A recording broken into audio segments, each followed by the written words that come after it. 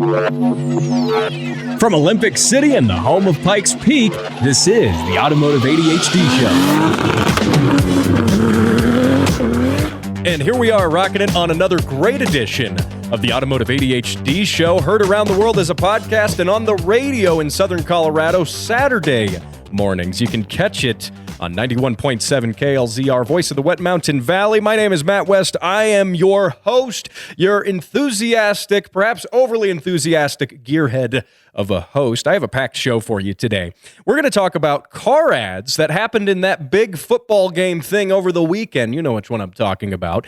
We're going to talk about some of the automotive ads that happened during that game and give you some of my thoughts on said advertisements. And one of them's a little unusual. We're going to talk about that. We're going to talk about how Ram's new EV pickup truck doesn't actually do what it says in the name of the truck. So we'll touch on that. We're also going to talk about why car designers use clay models, even in the world of computers, and why those models cost well over $500,000. Did you know that? It's pretty interesting. So we're going to talk about all of that and your car sounds on this week's edition of the show. Now, I had a great show last week with Wesley Kagan, who was my guest. He is a YouTuber. He is an engineering enthusiast, and he's got almost 200,000 subscribers on his YouTube channel. So I joined him in Phoenix, Arizona. I made a trip all the way out there, joined him in his warehouse. We did the show from there. It was a whole lot of fun. If you missed the show, you can catch up on it. Never miss a minute. Of course, you can scroll back in your podcast feed and find it. And you can also find it now on video on YouTube and Rumble. And if you watch the YouTube video, you'll probably notice that Wesley is sitting quite a bit lower than me. I joked about this on the show with him, that we'll make this a tradition. We give the guest the low chair so that they're not confused with the host. So the viewers know who the host of the show is. Anyway, it was really fun. It was great. I had one job, which was bring my camera equipment and audio equipment with me from Colorado and drive it to Arizona to go do the show with him. And obviously I forgot the tripod for the camera, so what was I going to do, drive back and get it? No. We stacked the camera, the expensive camera, up on some boxes and then put Wesley in the low chair for the premium viewing experience. So you definitely need to check that out. It was a great interview again. I want to thank Wesley Kagan for joining me on the show and also for giving me a place to sleep that wasn't outside. So that was nice. That was nice of him to do that. So anyway, by the way, we haven't talked about this in a while because things have been kind of reworked with it a little bit, but the RPM Act, if I am talking on this show that I am supporting the RPM Act. Now, things changed a little bit over the new year. We have a new Congress in session. There are new congressional representatives. Many of them are new, and they need to hear your thoughts on what the EPA is doing, because the EPA wants to ban turning your street car into a competition-only track car. They want to ban that completely, and the RPM Act is what's going to prevent them from doing it. And we don't want the EPA to get away with this, obviously. And the RPM Act, obviously, when you have the Congress change, we now have a new Congress and everything. They're going to start working through all their different things on their, in their docket. They're going to work on all of this different stuff.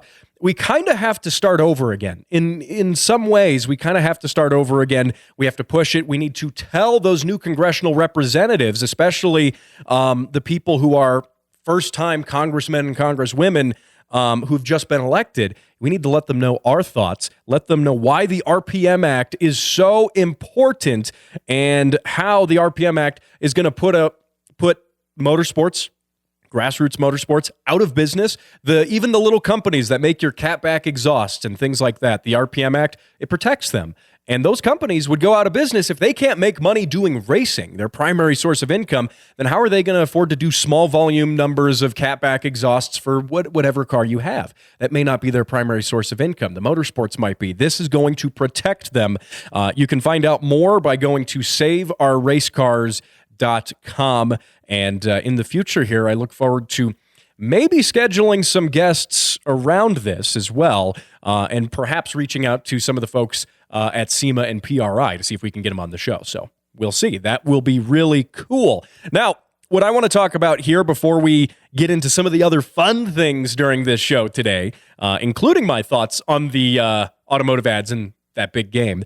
Before we talk about any of that, I got to talk about how center lock wheels are ridiculous. I'm coming out here. Center lock wheels are ridiculous. Change my mind because, and this is a hat tip to Kyle Hyatt from Jalopnik, who posted an article about how there is a special tool now. If you are a Porsche owner, many modern Porsches have center lock wheels. So that is, instead of having multiple lug nuts in the wheel, you have one big singular lug nut, essentially, just one lug nut. And it's a very big nut that goes on the hub of the wheel and holds the wheel on there. Now, where center lock wheels come from, I'll give you some context first. Center lock wheels come from motorsports. They come from racing because racing teams had discovered, and they've been in racing for decades at this point now, but racing teams discovered that it was quicker instead of changing, if you're going to do a pit stop and you want to change the tires, it was quicker having one big nut to put on and off than it was having multiple small nuts to install and then reinstall subsequently, like how they do it in NASCAR still. So they developed this technology, the center lock wheel. This has trickled down to consumer-level Porsches, which, as much as Porsche tells you they are not true race cars, because if they were true race cars, they would be fitted with roll cages and all these different things from the factory and fire suppression systems from the factory and some of those other things. But they do get some of the racing technology, including the center lock wheels. And what Kyle Hyatt from Jalopnik wrote was about a new tool that has come out, that if you are a struggling Porsche owner after spending hundreds of thousands of dollars on your GT2, whatever it may be, 911, that you got to still physically, manually take that single locking nut off, and then you got to manually put it back on, and then use a gigantic breaker bar. By the way, these single locking nuts, they have to be torqued to an insane amount of torque. Normally, your wheel lug nuts are like, anywhere between 87, 88 to like 95 pound-feet of torque, anywhere in that range, depending on your application. Well, these center locking nuts are 443 pound-feet. That's how much you have to torque them to. So naturally, that requires a gigantic breaker bar and torque wrench, so you can get it to that 443 pound-feet of torque. Well, this tool is like, this company has designed is a tool now for those struggling Porsche owners who have to manually do their lug nut singular on their very expensive Porsche. And it's essentially a battery-powered impact impact gun. Buzz it on, buzz it off, that sort of impact gun. And there was a really technical explanation of it right there. But it's basically that with the special tool on the end that you need to torque to actually lock down the center locking nut. And how many times can I say nut in this episode? But it does that, and then it tightens them to torque. So basically, it's an electric impact with a special tool on the end. And here's the kicker: it's $5,000. $5,000 for an electric impact with a special socket on the end. Essentially, that's essentially what this boils down to. Yes, I get it's a little extra special because it tightens them to the specific torque rating, which typically your normal electric impact, which mine's floating around somewhere here in my garage / studio. But typically you wouldn't want to do, however many ugga-duggas of the torque wrench on your center lock wheels. That's probably not good practice. So yeah, I get this one's a little fancier. It'll do the correct torque spec, but that's still $5,000 for, look, what you really could do, by the way, if you wanted to save the money, which this is targeted at Porsche owners, so no, they don't want to save the money. But what you could do is just, use your electric impact, your Milwaukee, whatever brand, your Milwaukee or DeWalt, whatever electric impact. I just happen to say Milwaukee because that's the tool I happen to have, but they're all the same. I'm ruffling some feathers with tool guys right there. But anyway, you just buzz that on, but don't torque it yet. Just use that to put the nut on, and then get the torque wrench out and then torque it. That's it. So you don't have to still manually put it on there. You're just using the torque wrench for the torque part of it, which I feel like is kind of what it's designed for. So I don't know, but you know what? If your job is to convince Porsche owners to spend money on things they don't need, then I think you're doing very well in this world, because you're likely making tools like this that plenty of Porsche owners are buying. I mean, what can you do? What can you do? I'm just going to wait for Harbor Freight to come out with some sort of like knockoff of this. And then I'll probably buy that. Not that any of my cars actually use center lock wheels, because I'm not that cool, you know? What would I know? I'm not that cool. I don't have center lock wheels on my crusty Corolla, which is sitting over there in the garage, nor do I have it on the broken S2000, which is sitting behind me now, which if you're watching on video, yes, the video set, it is ever changing. This is a working garage. I do things in here. So typically, whichever car you see behind me is the one that's broken at the moment. I got to do an axle shaft on this Honda, again, by the way. And then I also have to do brake pads. Yeah, cooked through the brake pads already. So what can you do? Now, hey, we got a lot of fun stuff to talk about on the show here. We got some more things going on. We've got weird car ads in that football game that might have happened over the weekend. I'll tell you about that here coming up in just a minute, and your car sounds.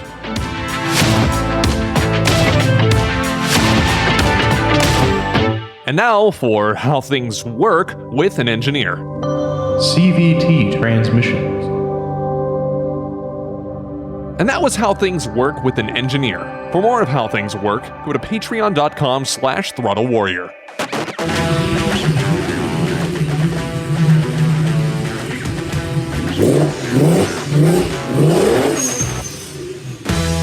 And here we are rocking it for the second half of the Automotive ADHD show.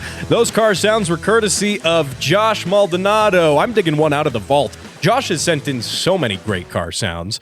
Thank you, Josh, for doing that. And of course, that was some fun stuff. Josh works on NSXs for a living, so how cool is that? That was one of them right there. Now, if you want to send those car sounds in, and you know you do, because I play them here on the show, it's not like you have to pay to get your car sounds on the show. No, you send them to me, and I play them for free. Perhaps I should start charging for it. Maybe if I won't do that. I won't do that. That's going to stay free.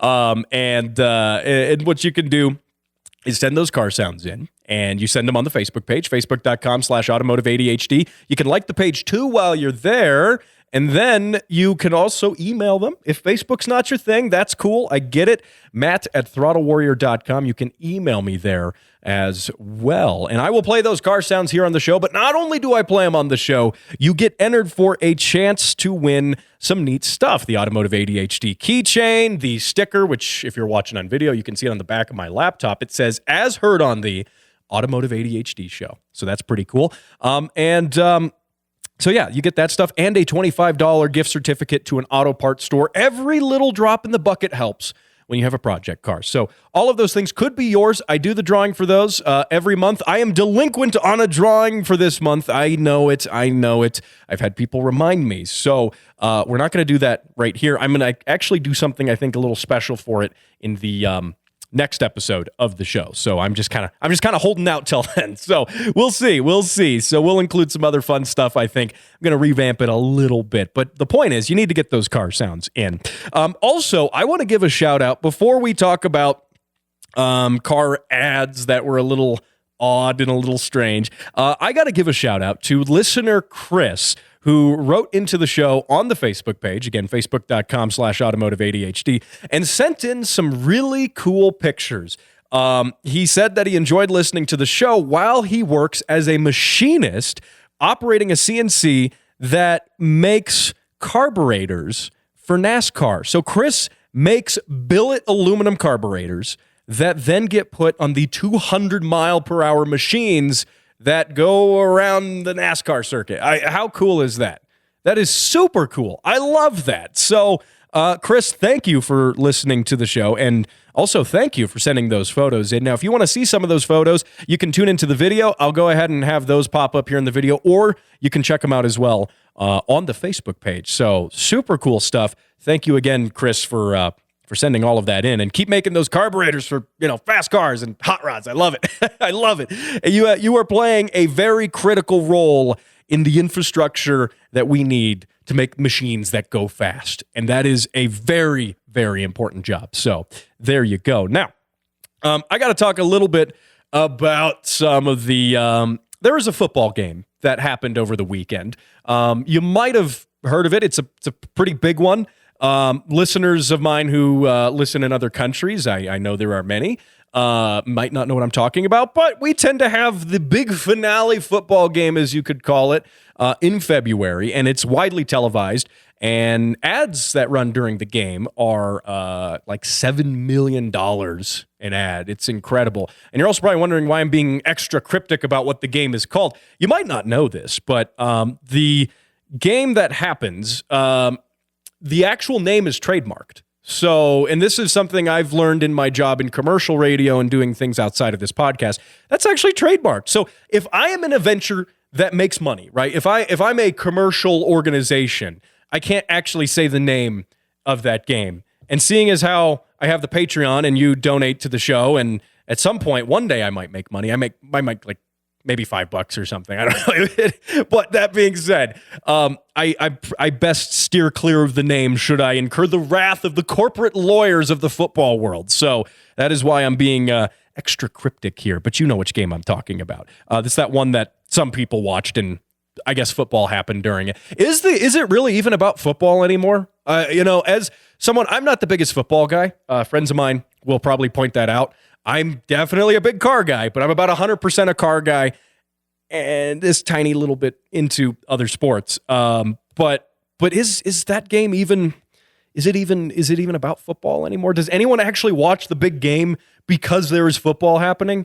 I don't know. I feel like diehard football fans should actually be disappointed in some of the fanfare around said big game, because like the football is such an insignificant part compared to, there's the halftime show. And then you get the millions of people who just tune in to watch the ads. I mean, we live in such an interesting world that people tune in. Normally, if you're an advertiser, you put an ad out in front of a large, sporting event in hopes that the viewers of the sporting event might watch your ad and might buy your product. Well, we have this weird dystopian version of that where people tune into the sporting event to watch the ads and then tune back out when the sporting actually begins. It's fascinating to me. It is truly fascinating to me. This is the world we live in. But that being said, every car maker, well, not every one of them, but a good chunk of them, decided that it would be prudent for them to put advertisements in the game. And there were a couple of different ones. Jeep had an advertisement, Ram had an advertisement, GM had an advertisement, and Kia had an advertisement as well. The Kia one specifically is one that we're going to highlight because it's a little different. I'm not sure they were actually advertising a car in it. But that being said, General Motors enlisted the help of Will Ferrell. There we go. I had to get that right. They enlisted the help of Will Ferrell and Netflix, apparently. They teamed up with Netflix, Will Ferrell, Netflix, to advertise cars. And it's all going in the EV trend. I will warn you, viewer discretion be advised here that they all advertised EVs with the exception of Kia. So Kia might actually be the hero in this case. But then again, I'm not sure Kia was actually advertising an automobile. So we'll get to that. But here, I got a couple of sound clips. I'm going to share these with you. And I'm only going to share a small portion of them. So again, the football lawyers don't come and, tackle me, pun intended. So here, check this out. This is a clip from General Motors ad with Mr. Will Ferrell and also Netflix in it. Check this out. General Motors is going electric, and Netflix is joining in by including more EVs in their movies and shows. It's the least they can do. So if you're going to get swarmed by an army of the dead, why not get swarmed in an EV? No! I said no biting. Or if you're being voluntarily kidnapped, why not be kidnapped in an EV? What's that scent? Is it pine? Okay, clever advertising. I'll give him that. But to answer Will Ferrell's questions that would you rather be bitten by zombies in an EV or not? I would rather not be in an EV, and I would also rather not be bitten by zombies, just to clarify. But I would prefer being in an EV in general to being bit by the zombies, but the EV and the zombies, that's going too far. I couldn't handle that. But also getting kidnapped. well, why would you get kidnapped in a regular car when you could get kidnapped in an EV? And also, I'm sure there were references in this to television shows that I don't watch because I only watch shows about cars. But I'm sure like if you could pick a car to get kidnapped in, why not choose an EV? Well, again, the same thing as the zombies. I would rather just not get kidnapped in general than have to get in an EV. I think forcibly being put into an EV would also just count as being kidnapped. So I would rather not have that. But not to mention the fact that I think EVs are uniquely bad at being kidnappers' vehicles. Because think of this, the EV is silent, right? It makes no noise. Follow my logic here. It's silent. It makes no noise. That means if you've been kidnapped and you're trying to scream for help, as the car's driving down the road, people are just going to hear you screaming for help, and then they're going to come help you or something like that, or at least they would call the police. Whereas in an internal combustion engine car, it can be loud, especially if it's got a V8 and maybe some straight pipes. No one's going to hear you in there. Literally, no one's going to hear you crying for help in a combustion engine car from your would-be kidnappers, especially if you're Will Ferrell and you've been kidnapped by, I don't know, it looks like space aliens. It's a TV show that they were... I don't know what show that is. This shows my pop culture knowledge. Can't even say it right. That's how much I know about it. But yeah, I guess I'm maybe not helping the whole internal combustion argument by saying that actually internal combustion cars are probably better if you're a kidnapper. But I'm sticking with the argument. That's what I'm sticking with. Now, Dodge also had some fun stuff. Dodge had a clever advertisement.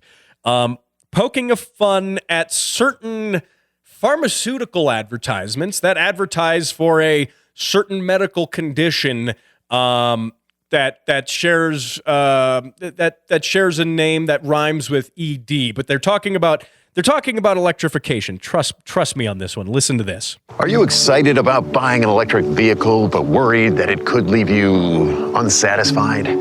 Then you could be one of many Americans concerned about premature electrification. Symptoms may include fearing you might not be able to last as long as you'd like. There was plenty of charge before.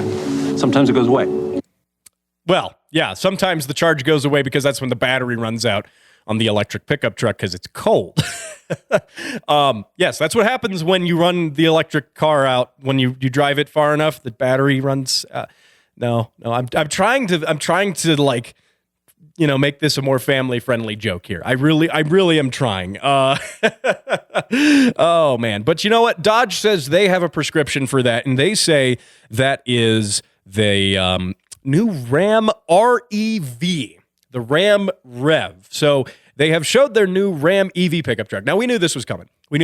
No one was surprised because Ford has the F-150 Lightning, as we know.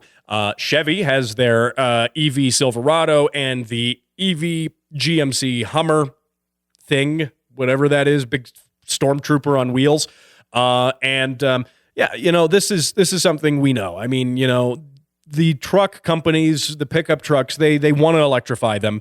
Obviously, some electric pickup trucks are interesting and they are cool. I get all sorts of hate for hating on electric cars. I think electric cars are fun in some circumstances, though at this point I probably would rather be bitten by Will Ferrell as a zombie than ride in one. But that being said, they have a purpose. I have always said this on my shows that if we want to be a energy diverse economy, an energy diverse culture, we should have gas and electric cars. There's no sense in banning one in favor of the other one. But that being said, electric pickup trucks, Ram, obviously kind of debuted their Ram Rev. It doesn't roll off the tongue very well, but the problem I have with the Ram Rev is that they call it the Rev for Ram Revolution, and also it has EV in the name, so it's kind of a play on Ram EV. I get that, but by calling it the Ram Revolution, the Ram Rev, it just, let me put it this way. It can't rev. The truck can't actually rev, right?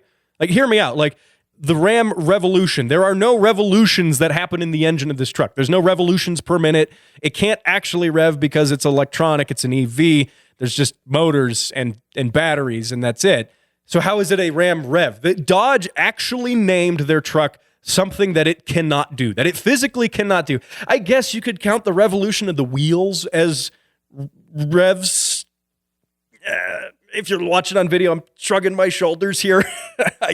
But by that logic, then all cars are Ram revs if they're only revs because the wheels spin. I would hope on your car that the wheels spin. That's usually preferable.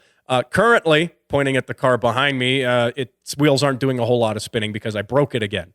But that's, yeah. So typically you want the wheels to spin.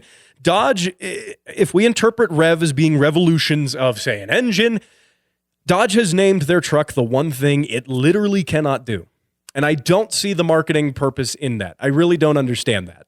But alas, they have done it, and their bid for publicity, because people will talk about it, has worked, because clearly I'm talking about it on this show. So I guess we have succumbed to our corporate overlords at Ram, and hopefully the football lawyers are still steering far and clear from me. So anyway, so yeah, the Ram Rev truck, it's not surprising. It's not surprising that they announced it in the Super. I am actually gonna have to bleep that. I made a slip up there. That's bad. I can't do that. So anyway, I am actually gonna have to go back and edit it. What can you do? But that being said, it's not as bad as Kia. Kia, I'm not really even certain they were advertising a car. Now, I don't have a sound clip from their ad to play right now, but what their ad was about a dad with his wife and his infant child leaving what looked like a hotel, and leaving this hotel and realizing that he forgot the baby's pacifier, or the binky as it is called. And the name of this advertisement was called Binky Dad. So this is the Binky Dad advertisement, and it's a really bizarre advertisement, namely because they teased the ad initially with a post on social media of a pacifier just sitting on the ground and a Kia logo next to it, leading many followers on their social media to speculate that the ad was about forgetting babies somewhere, and that the ad would include a new Kia feature to help you not forget your baby, which I'm told as a person who is not a father, as I do not have children, I'm told that forgetting babies is a common problem. Which, by the way, if that is, it's not good. You don't want to forget your babies. That's bad. You really don't. Like, that's actually bad. But that being said, that left most people to speculate that's what the ad was going to be about. And they were sorely disappointed when it was just about the dad forgetting the binky. But here's where this gets weird, because so he forgets the binky, and just because binky's fun to say, he forgets the binky, and then gets in his Kia Telluride, which is their SUV, named after a town here in Colorado, in my home state, Telluride, Colorado. It's probably named after that. I don't know many other Tellurides, but that being said, he gets in his Kia Telluride, drives around, the world is suddenly staring at him. They're playing him on social media inside this advertisement. The news is talking about him, and he makes it all the way back to the house to pick up the binky and go back to the hotel to pick up his wife and baby. And apparently he grabs the wrong binky. It's not the blue one, it's the green one. So the world ends, and no, he goes back and gets it again. But the whole point of this ad left a lot of viewers confused.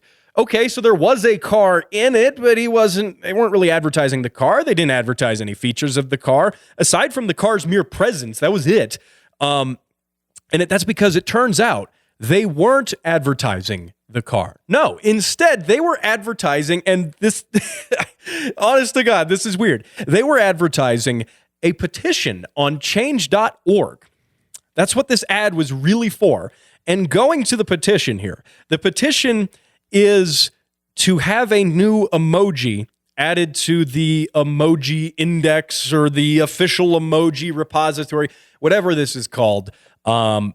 The people who make emojis and standardize them, that. So they wanted to add a binky emoji to it. And so this whole advertisement, which let me remind you that big game ads, caught myself again, that big game ads cost about $7 million. They're about $7 million, depending if you have a 30-second or a 60-second ad. Most people go for the 60 during the game. I mean, keep people there. They're riveted. They're there for the ads during this rare occasion. Okay, so $7 million. Now, I just went to change.org here. I pulled up the the petition, which was started by Kia America, the official account. Yep, Kia America started this petition to have the binky added to the emoji keyboard. And do you want to guess how many signatures this has? We're now a couple of days after the ad aired. And is 500, as of the time of recording this show, 579 signatures. That's all. That's all. They spent, let me remind you again, they spent $7 million on an advertisement that didn't even advertise a car to advertise for a new emoji, a petition no less, that got 579 signatures. The Super Bowl is viewed by how many millions of people? Tens of millions of people. It's one of the most broadly, most watched sporting events where they play sport ball in television. That's what they do. They play sport ball and they do it on the TV. And it's one of the most widely televised sporting ball events that happens. And they got 579 signatures. And it's not like I'm recording this mere minutes after the ad aired. We're days now after the advertisement aired. If I was Kia's ad department, I would consider that a flop. They didn't even get the signature, the petition. The petition, by the way, the goal was 1,000. The starting goal of the petition was 1,000 signatures. And that's only so it can be featured in more recommendations and promoted to other people per change.org's policy. They spent $7 million on an ad. Let me say it again. They spent $7 million on an ad that wasn't about a car for a change.org petition that didn't even meet the 1,000 signature goal.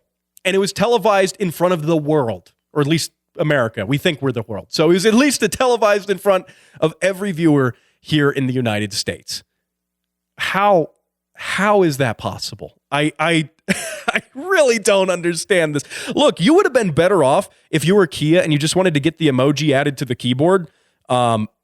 You'd have just been better off giving that $7 million to the mysterious emoji syndicate that regulates all of this stuff.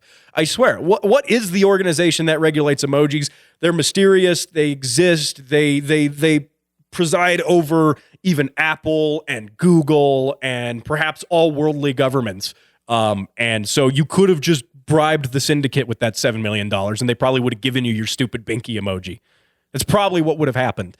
And you know what? You could have bribed them with the $7 million and then gotten a Kia Telluride emoji, a picture of the little car. They're a car company. Let me remind you, they're a car company.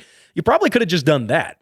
That's what Ford did. Ford wanted to get Ford wanted to get its pickup truck, the F-150, as an emoji. That, like, the official thought that any pickup truck emoji is an F-150. That's what Ford wants. I mean, look, at this point, Kia would have been better off just doing that.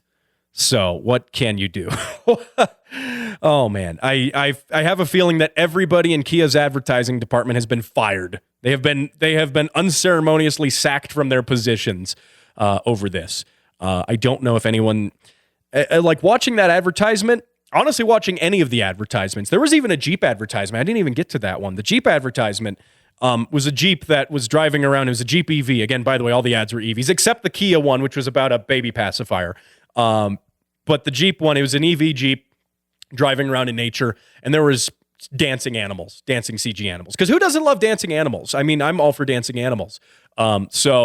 Jeep did that, and then they finished off the ad by having the electric Jeep plugged into a mysterious charger at the top of a mountain. Why was the charger there? How did it get there? They did not answer that. Did the singing animals put the charger there? They also did not answer that.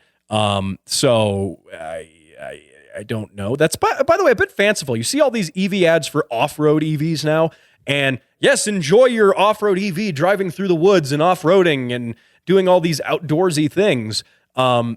And then you just plug it into a mysterious charger that exists at the top of the mountain. No power cables present. Not likely they would have underground power cables going above tree line and blasting through tons and tons of rocks to lay underground cables. No, it's a bit fanciful in my opinion. I don't think you will be finding, when we have more EVs on the market, when they gain a little more market share, which they may do at some point. I'm told that people like them. But I don't think we're going to be finding mysterious chargers at the top of mountains above tree line and all these other. I don't think it's going to happen. I really don't. Again, my best theory in this Jeep ad is that the singing animals put the charger there using whatever same witchcraft allows them to sing. That's probably what did it. So just a trend I'm noticing in EV ads. I will say my final decree, my final judgment on all of these big game ads, these ads that happen during a sport ball game of significance. My final determination, which ad was the winner? Which one won?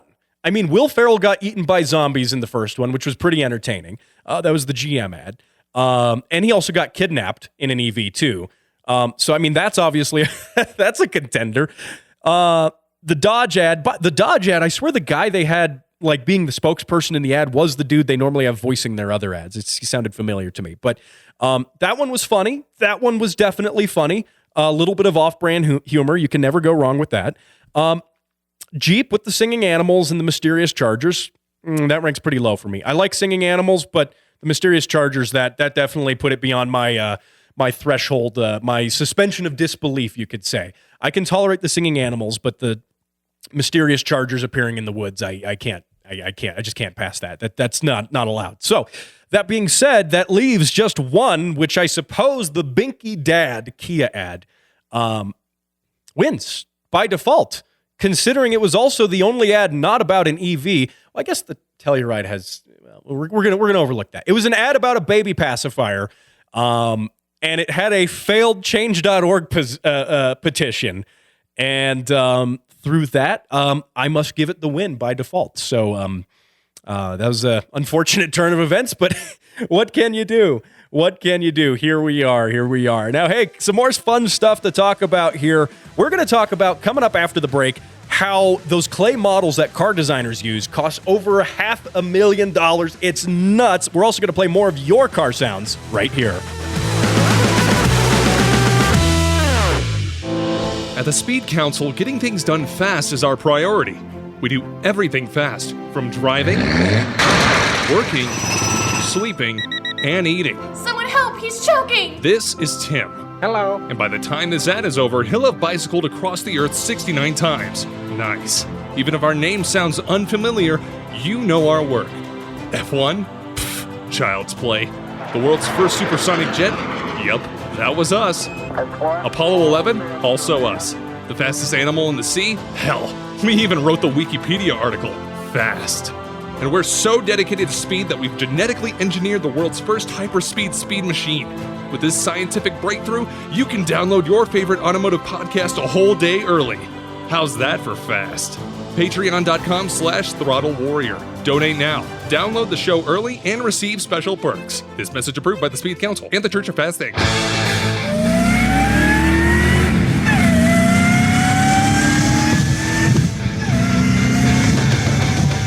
Oh, yeah. Gotta love those supercharger noises. That is Devin's supercharged Volvo 240. I'm just going through the vault. I'm playing all of the greatest car sounds. Every car sound you send me is the greatest, but I'm playing all of them, having really a lot of fun with that. And you can send those car sounds into the show. Have them featured on the show. Tell your friends, hey, my car sound was on this show, and you should listen to it. You can definitely do that. They'll probably go, yeah, wow, great. Yeah, that's cool. Good for you. But you know what? It'll make me happy. So that's what counts. I mean, we're doing this for my amusement, I suppose, which is better than nothing. And hopefully you enjoy it as well. Facebook.com/Automotive ADHD. You can send those car sounds into the show, and I'll play them on the show, which is fun. And I need them. Or you could do other great things too. I mean, there's you could obviously, put them on a flash drive and tape them to, I don't know, let's see, I said a set of tires or something last week. You know what?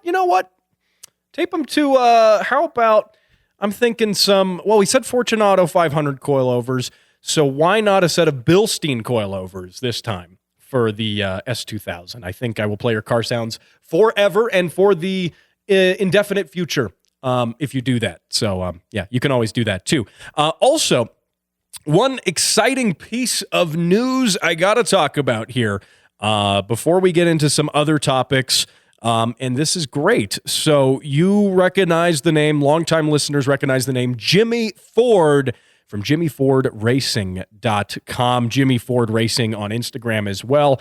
He has just announced that he is going to be taking on the Pikes Peak Hill Climb once again with Bronkzilla, his Bronco-based race car that is a complete custom chassis that only shares its appearance with the Bronco. I can tell you very much, there's not a lot of Bronco left in it because it is rad. It is so cool.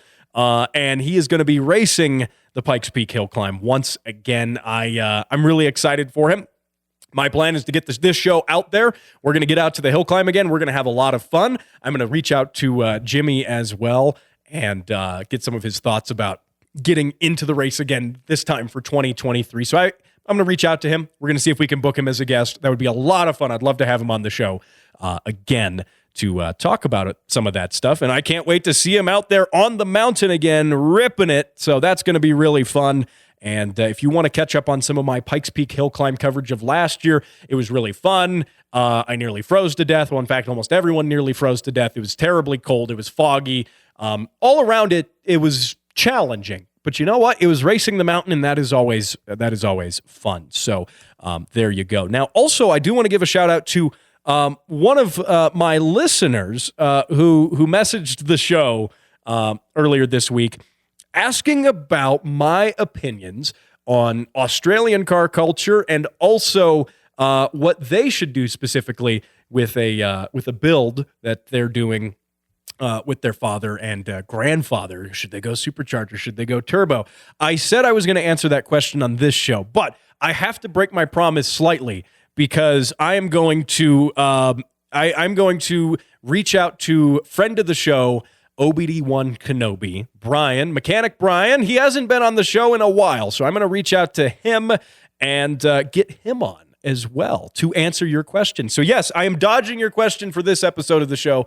I apologize for that, but I'm going to go extort some free labor. I mean, go ask some important questions to OBD1 Kenobi and see if I can tie him to a chair and put a microphone in front of his face and get him to give you his thoughts on that answer too. So you're going to get my thoughts and his thoughts. He doesn't even know he's already been voluntold that he's going to be on the show. So he'll be so excited to find out. I'm sure he will. So anyway, so we'll get to your listener submitted questions and answer that next week. So stay tuned for that. That's going to be a lot of fun. Now, I promised that I would talk a little bit about these clay models. I'm sure at some point you have seen the clay models that automakers use when they are designing cars. These are often used for prototyping the car, for designing what it's aesthetically, what it's going to look like. And the clay models are full-sized, car-sized, 1-to-1 scale models.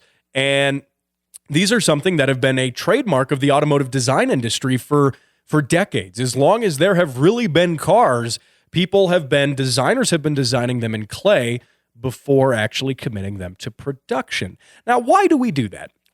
Now, namely, we do that, and more importantly, why do we do that now in the world of computer graphics, in the world of computer design, and also now in the world of virtual reality? I mean, as a designer, you can put a VR headset on and look at your model in true, stereoscopic 3D with both eyes. You can actually see that. So why is it that manufacturers still use clay models? And they do. Not only that, these clay models cost many hundreds of thousands of dollars, often cresting the $500,000 mark for a clay model. Why is that? So Business Insider did a really interesting article on this and a video on this. And I'll link it as well on the Facebook page. They did a fascinating breakdown interviewing different key members of the automotive design world, the designers working for different manufacturers, different design houses, all these different things, and got an answer. Why are these so expensive? And apparently they're so expensive because of the thousands of hours that it takes not only to make them, to design them, to do all these different things, but all the revisions the designers have to do, all these different aspects of this. Not only that, full-size clay models only feature, they say, about $20,000 worth of materials, which that's a lot of clay. And obviously the clay model car is not made out of solid clay. That would be far too much clay and probably far too heavy. It'd probably weigh several thousand pounds. Probably a lot more than the actual car. Probably weigh like 10,000 pounds or something ridiculous. So no, they build them on a wood frame and then they go from there. But what's also interesting is that it's $20,000 of materials, and then you've got all the labor and design time of the designers and all these things, which that's not a cheap process by any mean. I mean, look at the salaries of those guys. They make a lot of money. And it's time over time, revision over revision. But now they don't even use full-time, at least. They don't even initially sculpt the car by hand. They're not starting with a big fat block and just sculpting it down into being a car. They're starting, obviously, with the wood structure, and then they're putting a bunch of clay on this wood structure and then having a robot do the sculpting. And this is interesting. When you watch the video, you get a really good view at what this looks like. There's a robot arm with a little milling tool, and it goes around and precisely mills every little detail and design into this. And then the designers come in and hand finish it. They make it smooth. They make it nice. They make little tweaks and changes. And they believe, and so much of some of the people they interviewed, Business Insider interviewed for this piece, said they don't believe that the clay models are going anywhere. They're not going away in the automotive industry. They said that even though you have virtual reality, right, you've got designers who can make changes to the design, and they can do it by hand as if they're sculpting it in virtual reality with a headset on. The headset's a couple $100, and you got the software, and that might be a couple $1,000 all in. That's certainly not $500,000 versus the clay model. So you would think, well, we've got this computer technology. The clay models are clearly obsolete. They're going away. The designers said that no matter what, even when viewed in virtual reality, they don't get the sort of scope and the sort of perspective that you would have on actually seeing the car with your own eyes, to see it physically. What is it going to look like when it's produced? And they say because of that, the clay models are never going to go away. They're always going to be expensive too, with thousands and thousands of hours and changes and revisions and hand sculpting. After the CNC robot does its thing and sculpts the car, the designers come in and make their little changes and do little things. And I think it possibly also makes the designers feel important and sophisticated. Yes, look at me. I'm doing an important job and I'm making changes to this car in person. I think it probably gives the designers a sense of, yes, I have an important job, a sense of fulfillment. But there's also a cool job. I mean, anyone who's a car designer, in my opinion, has a cool job. I would love to do that. Aside from the fact that I can't draw a car to save my life. I mean, I could draw like a Volvo 240, but that's not really, that doesn't count. A 5-year-old can draw a Volvo 240. In fact, 5-year-olds innately are born with the ability to draw Volvo 240s. That being said, I think it's absolutely fascinating. This video is a must watch. Like I said, it'll be linked on the page. You just got to watch it. You know, I could tell you about it. I can tell you all these different things, but seeing some of these different clay models, and what's cool is for this piece, Business Insider got footage from a bunch of different manufacturers. There's BMW in there. There's Toyota in there. There's a bunch of them. There's Ford, for what that's worth. And there's all these different ones. You kind of see these clay models of cars you already know and recognize. And it's also fascinating, too, the facilities where they have to, have these clay models stored. That adds up into the cost. Not only that, these are secured facilities. They say some of the security and the top secret type of clearances you have to have access to these design facilities where the next generation of cars are being sculpted in clay, at least the visual aesthetic of them. This is before you get into some of the powertrain design. But the fact is that these places are under such tight lock and key. They even said that their security requirements rival that of the military in certain areas, and how they scrutinize people who come and go from their facilities. So, because it probably would be detrimental to have your trade secrets leaked in form of clay or whatever. But what's also cool, and I'm just fascinated by this. One thing they do, they use a type of plastic material to cover the clay models with. Once it's done being sculpted, like once they're actually happy with how the model is sculpted and how it looks, they take a plastic material, kind of like a vinyl wrap on a car, but thinner and more pliable, and actually cover the clay with this material that makes it look like it's actual paint. That's why when you sometimes see these concept cars that are just the models, they might actually be the clay model just wrapped in this material to look like paint, and then they 3D print all the little other plastic parts, the clear plastic parts, to make it look like the actual production car. The whole idea with this is making something that looks as close to the actual production one as possible. That way the designers, not only the designers, but the executives, the people in the company can see it, they get their eyes on it and actually know, wow, this is the car we're going to make. I think that's just super cool.